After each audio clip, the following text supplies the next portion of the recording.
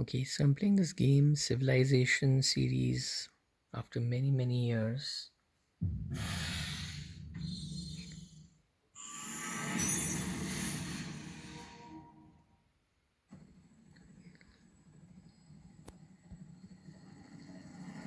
This is Human just. advancement knows no boundary,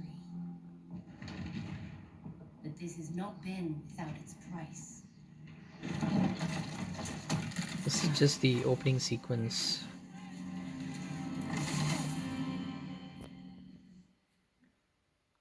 Though we stand at the height of prosperity, we need only look to the past to remember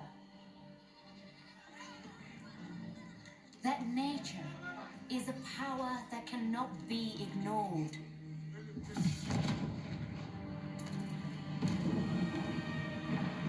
Consuming even the mightiest empires and causing the greatest among us to tremble in her fury.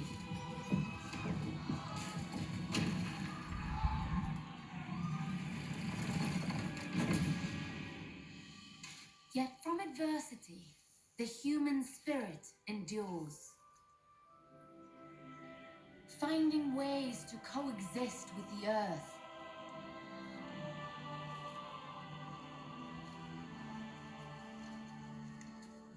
Or bend it to our cause. Pursuing a course beyond distant horizons and revealing paths both towards innovation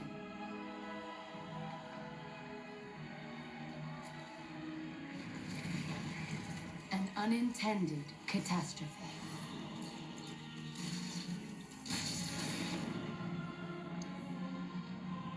Our survival necessitates new solutions to old problems.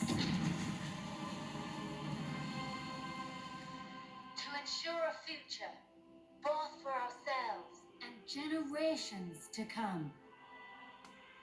United in purpose, we must now look beyond borders and welcome the dawn of the next era in human civilization.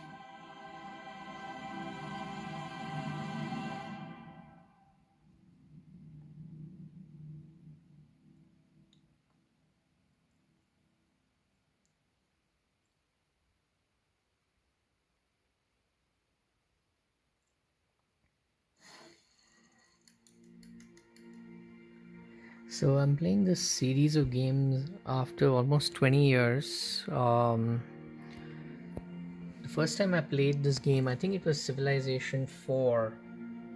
This is now Civilization 6. And I think I may have played Civilization 4, or maybe it was Civilization 2. It was when I was in Massachusetts almost 20 years ago, and it was a really addictive game.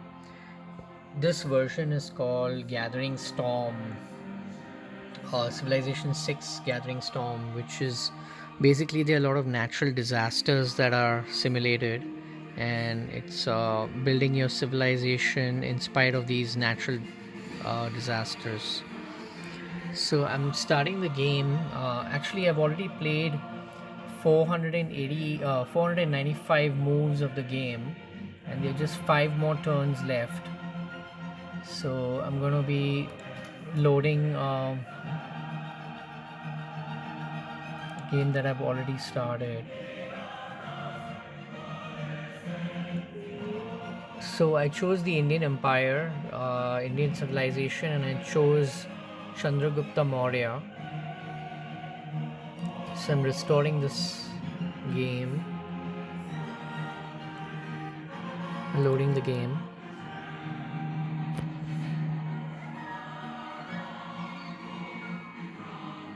A world of information rests in the palm of your hand, and networks for instantaneous communication span the globe. Yet a unified vision of our future has never been built. We compete in technology, culture, and politics, we have deadly weapons that could destroy our planet. Lead us carefully, but boldly, and build a global community that can stand for years to come. Trust your ambition, Chandragupta, for it led you to unify all of India. Unleash war elephants upon any rival who curses your name, proud Mauryan king. Once you reclaim the land for your people, your stepwells shall see it flourish. May the borders of your empire expand forever. Okay, so I'm continuing this game. Basically, this is how the game looks like. This is a map, and it looks great on a ultra widescreen monitor like this. Looks really amazing because you can scroll on the map and do different things. So this game is pretty much like a board game, except it's on the computer, and you have all these tiles on which you can have land or sea tiles. On land, you can do things like cultivate the land, do farming, and basically it's a game that's built around using resources to build a civilization. And you start off like in BC, and eventually see, like, I have come up to 2047 AD, and it's a turn-based game, so I've completed 495 out of 500 turns. And in every turn you can do things like um, there are what are called units. So units are either a person or a group of people whom you can assign a task. So you can have units that do like settlers who go out and establish new cities, or you can have military units that can engage in any kind of war or defense. Then you can have like naval units, like ships that can also indulge in military activity. You have air units. So like, for example, over here I have a bomber, and in the city of Jabalpur, and basically this bomber can do different things. Like it can do an air attack. It can also do an all-out strike, WMD strike. It's a nuclear strike. There's another WMD strike, which is a thermonuclear device strike, and it's not available yet. Once I get the resources, this is possible. I can rebase, which is I can go to a different city. I can change this bomber to go to a different city, and every unit has a range. So for example, this bomber, suppose I want to do a WMD strike. If I select this, it shows me all the tiles in which I can perform a strike. So I don't want to do it because most of this game I've played where I haven't waged any wars with anyone. But if I wanted to do a strike, this shows me all the locations where I can do a strike. Like I can do a strike all the way across this continent on the other side of the ocean. I can strike certain cities also, but right now I don't want to do any kind of war, so I'm just gonna, now if I don't want to do anything in this turn for this unit, I just select skip turn, and it'll skip the turn for this unit. It'll take me through every possible unit. So these are all military units, and since I don't want to do any kind of war, I'm just going to skip all these turns for all these. This is ironclad, so this is like a naval ship that is docked on the shores. So I'm gonna skip this too. I'm not gonna do anything. It's just docked, so I want to leave it there. And then the special operations in which I can paradrop to any particular area and Spec Ops is actually meant to discover new places, and it starts off with a scout kind of thing, and there are units at which you can upgrade as time goes along and you get resources. So this unit was originally a scout, but I upgraded it to become a special operations. But anyway, I'm gonna skip this. This is observation balloon. I'm still not sure what exactly this does, but I guess this, you can move this around every turn and observe areas, I guess, and gather intelligence on other civilizations. So for every unit it shows you this boundary, so it shows you the range to which this unit can move within this turn.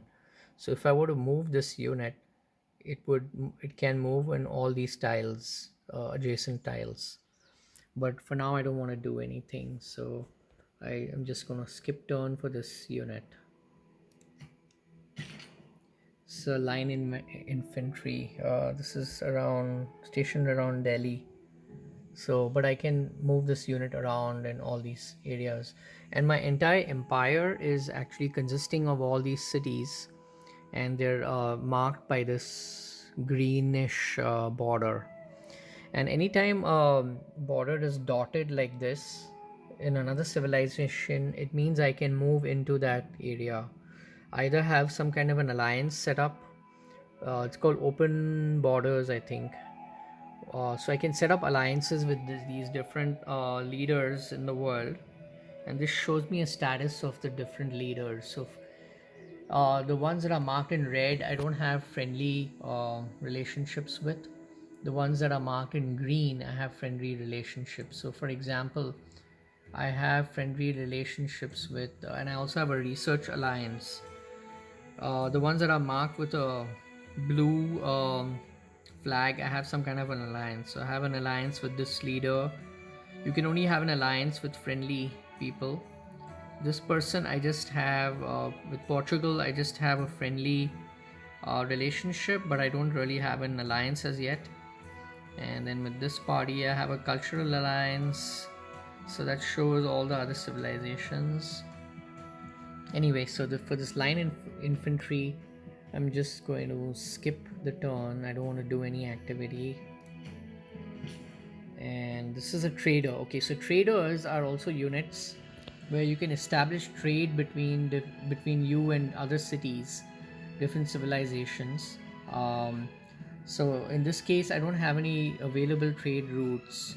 I have a trader but no trade routes yet. It says no available trade destinations. I have to figure out how I can establish new trade destinations, but I already have several that are already working. And so for now I'm just gonna I can make a trade route, but there's nothing available right now. So for trade routes you have to establish roads, and sometimes roads get damaged because of natural disasters. So anyway, for now I'm just gonna skip this because I have nothing to do. I have another trader here. I can also move the trader to a different city to establish a different trade route, but right now I don't have trade routes available, so I just keep skipping. Okay, this is a bomber again, stationed in Delhi, different city. So I'm gonna skip this. I'm gonna skip all those trading options because there's nothing I can do right now. This is a submarine. This can do a range strike, so this can strike not just the neighboring tile, but maybe 2 tiles over it can strike. But this is currently docked in Hyderabad. But again, I'm not going to do anything military wise. I'm just going to skip turns. Mostly I had established these to create some kind of a defense in case another civilization attacks me.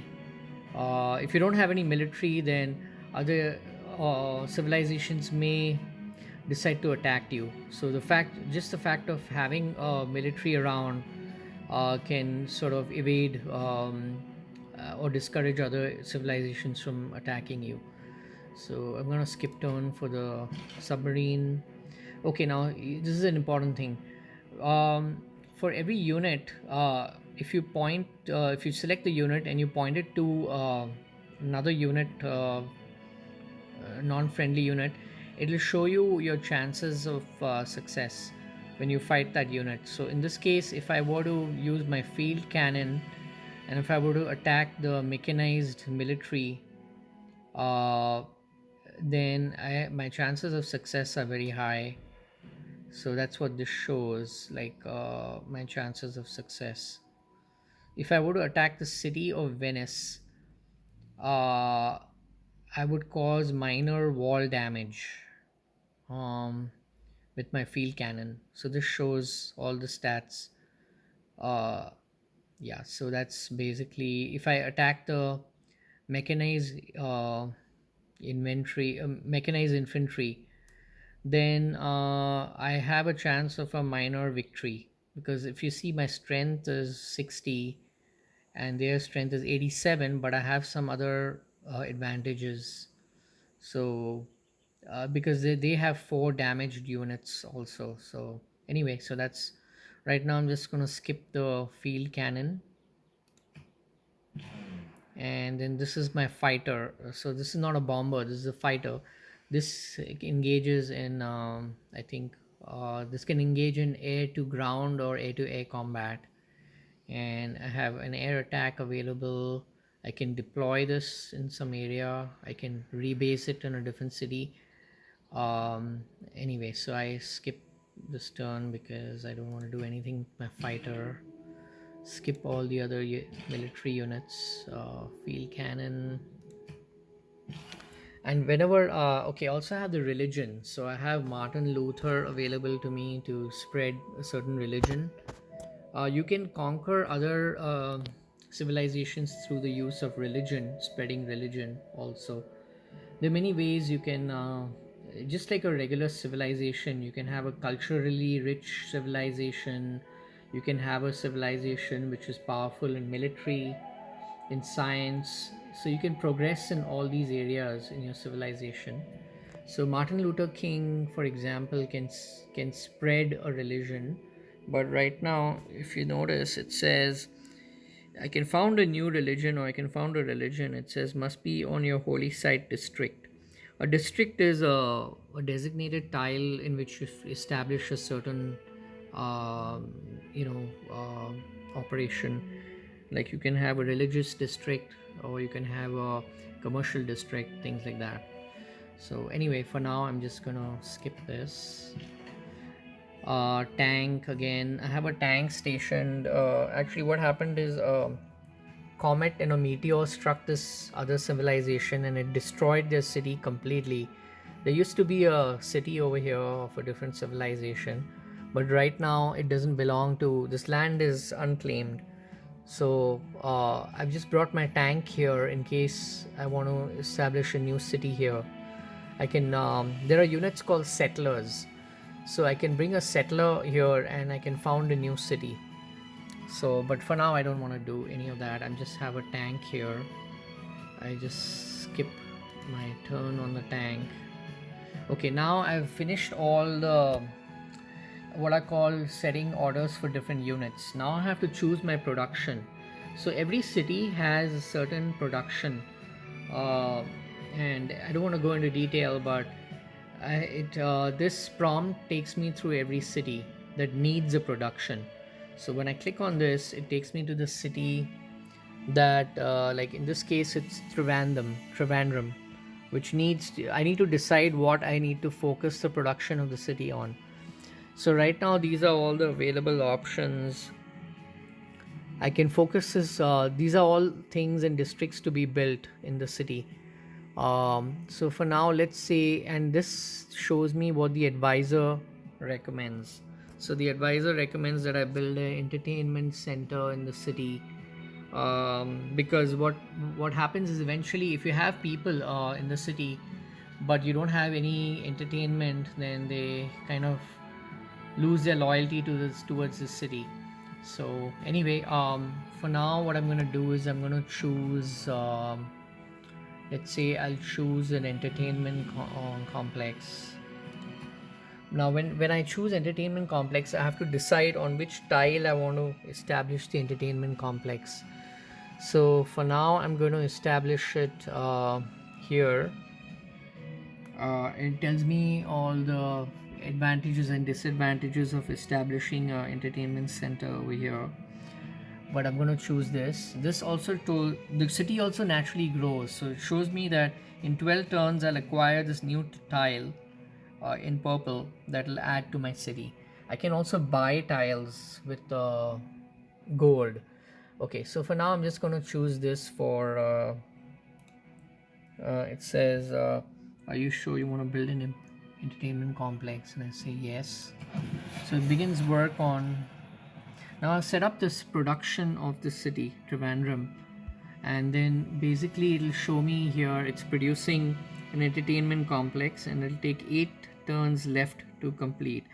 Now 8 depends on the amount of production your city is capable of, and the production is every tile has a certain number of production points. So for example, if I go on any tile, it'll show me like on this tile it'll show me I get 4 food units, and I get 1 production unit.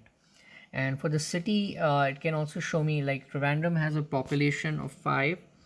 It has a surplus of 13.1 food, which means you need food to grow the population of a city. So you have to have a surplus of food, but 13 may be too much of a surplus. Right now it has a population of 5, and it shows me it'll take 4 turns to grow my population by 1 more to 6. So that's what it shows. You can also establish governors in cities. So I have a governor over here established in the city. It provides a lot of advantages to the city to have a governor. Then this shows the religion. This shows the loyalty. So I have a full loyalty of my citizens because they're happy with the city. This shows me stats on the city if I want to see it. So anyway, this was Trivandrum, and it's now I've set up the production to build a entertainment complex. Anyway, now I've completed all the commands for all my units and set up all the productions. It's time to go into my next turn. So the next turn would mean every player gets 1 turn to do whatever they want to do. You can do things like start a new war or set up your own production for different cities. So when I click on this next turn, it'll take me to my next turn. I'm right now on turn 495. I have 5 more turns before the game will end. And so let's go ahead and click next turn, and then let's see what happens. So it says please wait because other players are making their moves, and this shows all units that are moving. All it'll animate and it'll show you everything that's happening. And this is my spy. I have a spy set up. It says my spy found these are all the news that I get through my spies and my allies about other nations, and all the progress that they make, the nations. So also there are 2 kinds of progress you make. You make technological progresses, and you make civic progresses in government. And so I'll show you how that works in a bit. But basically this is all the news that my spies are bringing me. Spies are also units. So basically that's that. So this is now back to my turn. I have to decide everything, and like I said, I'm just going to skip all my military turns because I don't want to wage a war or anything like that. It's just 5 more turns left. This shows me different things, like it shows me my friendship has expired with this leader. I can renew my friendship. So what I would do is, like, for example, it says Joao Il, that's Portuguese guy. So what I do is I click on him, Portuguese Empire, and then it brings up this character who's the Portuguese leader, and it shows me different options I have with him. I can this shows me all his stats. Basically, I can find out through gossip what's happening in his empire. Right now it shows we are friendly, but there are no grievances. Now, so if I want to renew my friendship with him, which I had earlier started, I would choose declare friendship over here. So when I choose this, what happens is, yeah, it's an animation of him, and he says, "It'll bring me, it'll bring me joy to see your sails in the horizon." So basically, he's accepted my friendship. So I say goodbye. I can also make deals with him, like for example, his empire has different resources, and I can pay to buy some of these resources. um, like if you notice, there are certain things resources you need to produce certain things. Like for example, if I wanted to produce an aircraft, I need aluminium. Now I don't have aluminium, but I can buy it from him. So for example, if I choose aluminium, and I say what would it take, so he'll tell me what he would need in order to give me 1 unit of aluminium. So if I say he's asked for 21 gold units, if I don't want to take this offer, I just say never mind, and that's okay. No hard feelings. Anyway, so that's that. Anyway, so for now I'm gonna just skip. Now he said asked for 21 gold units, but I know that there's another leader who would give me the same aluminium for fewer gold units, because I've dealt with him before. So I'm gonna choose him, and I do need aluminium right now to build more aircrafts maybe. So I'm going to use this leader instead. Let's see how many gold units he asks for aluminium. So I say make a deal, and let's say I ask for aluminium. It also depends on how many units of aluminium he has. If he is in short supply, then it'll be more expensive. So let's say what would it take now. See, so basically, I think he's saying he wants 15 gold units, which is definitely less than 21. So I'm going to accept the deal, and I'll give him 15 gold units, and I'll get 1 unit of aluminium. And I say, so he accepted the deal. And anyway, so goodbye. He's a friend, by the way. So friend civilization. Anyway, so that's how things work. There's also progress you can track on the top left. It shows you all your resources.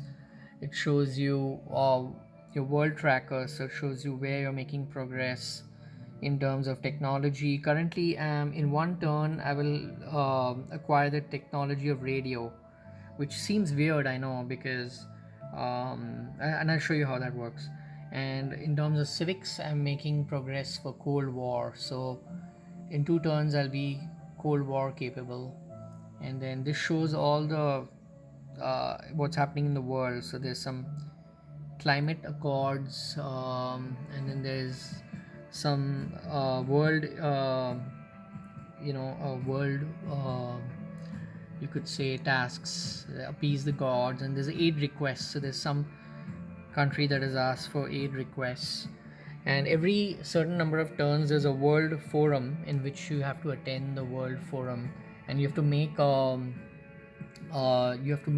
propositions and votes on the different issues that are happening in the world.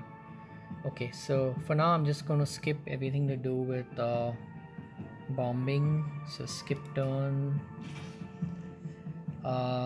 skipping everything to do with military stuff.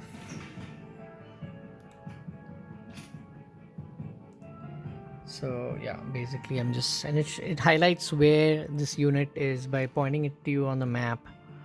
So I'm just gonna skip everything to do with military stuff, or Martin Luther, field cannon.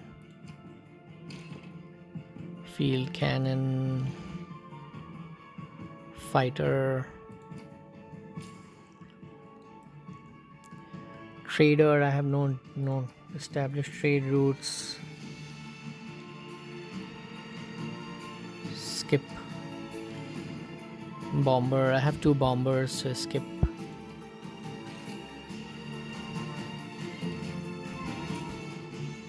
Trader. Yeah, skip all everything to do with trading.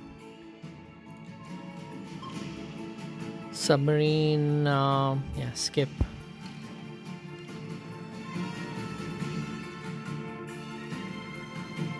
Skip. Tank. I don't do anything right now. Skip. But I do want to produce a settler eventually, but there's not going to be enough time to do anything. In 4 turns I can't do much by establishing a new city.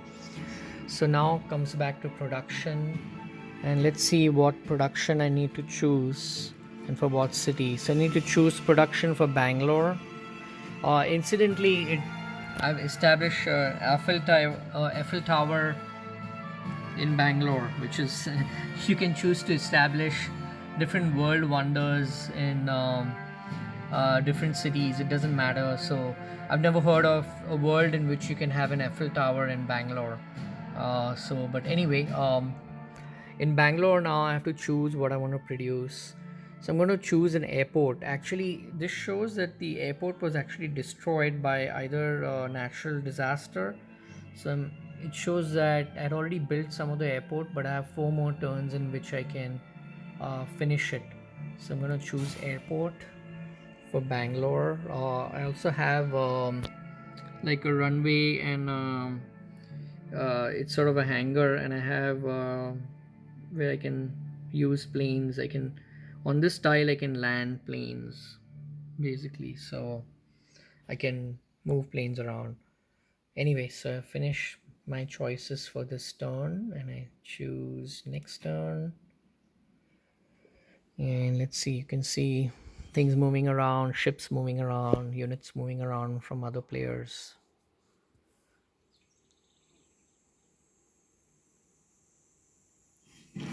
Okay, I have Simply seagulls that flock to our shores now. there are 3 turns remaining. Seaside resort, we may be able to benefit from this new attraction to the ocean.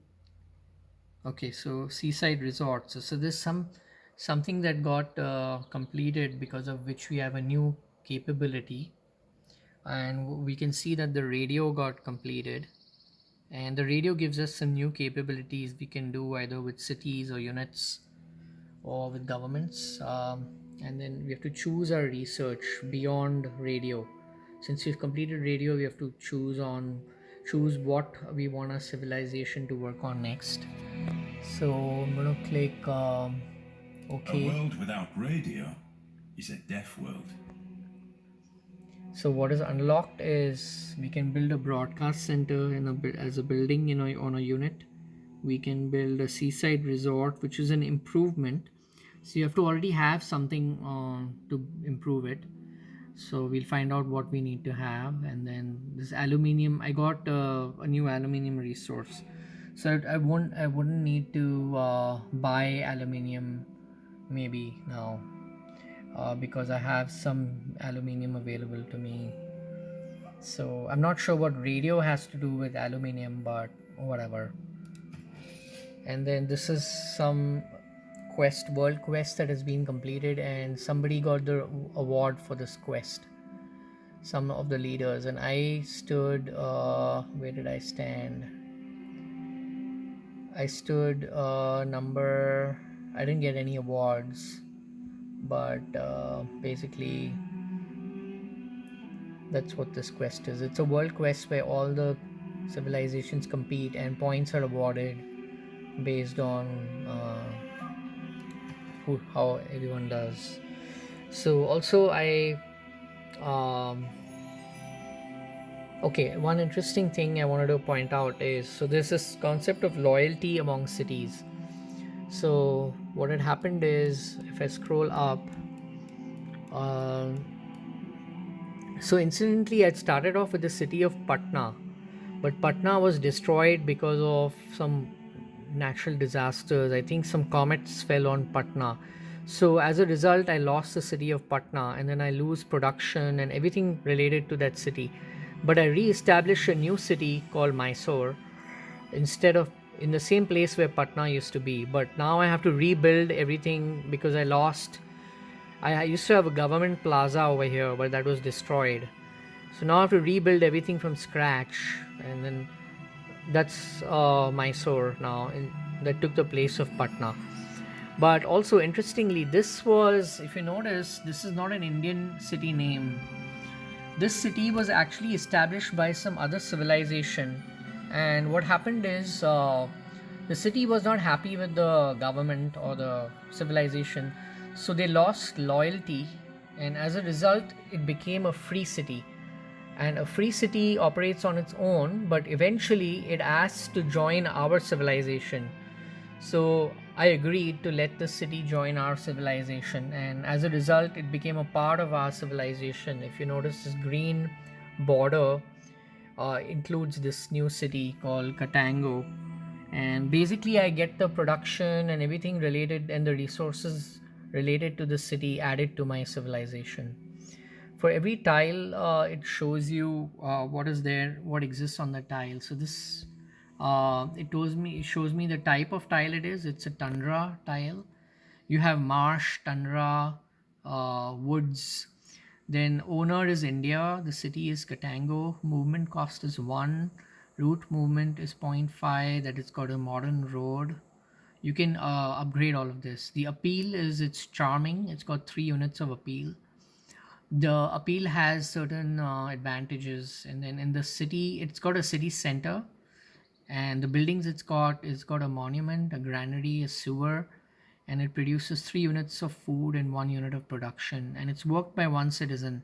So work by one citizen means that your citizens are spread out over the tiles of a city, but you can choose where you want this your citizens to be spread out. So if I choose this Katango and I choose citizens, manage citizens, it shows me where all the citizens are spread out. So, for example, if I wanted to, this citizen produces 4 units of food and 1 of production. But let's say I wanted to produce some gold. I can choose this tile instead. It's got only 1 unit of gold. I would lose out on producing 4 units of food and 1 unit of production. Instead, I would get only 1 unit of food and 1 unit of gold. So I don't want to do any of that because I'm happy with this right now. So anyway, I have to choose my research now because I completed radio. So what I do is I go on the top left, it shows me my progress, and I choose the tech tree. So this shows me kind of like a flow chart in time of all the technologies that I've acquired. Every technology takes a certain number of turns to acquire, and this shows me where I am as compared to other civilizations. uh, I am here. There's one civilization behind me, but many more that I had ahead of me. So I'm gonna scroll. So basically I completed radio, which is here. Now in order to come here, I have to first complete this, which I won't get to complete because I have only three more turns left. But anyway, I'm going to choose this refining.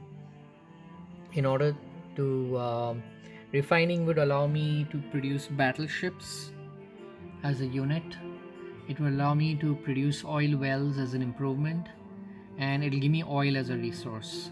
So I'm going to choose this and close this, and now set up my progress as far as technology as a civilization is concerned.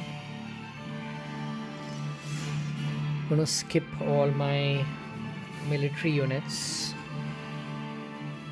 skip turns on all my military units.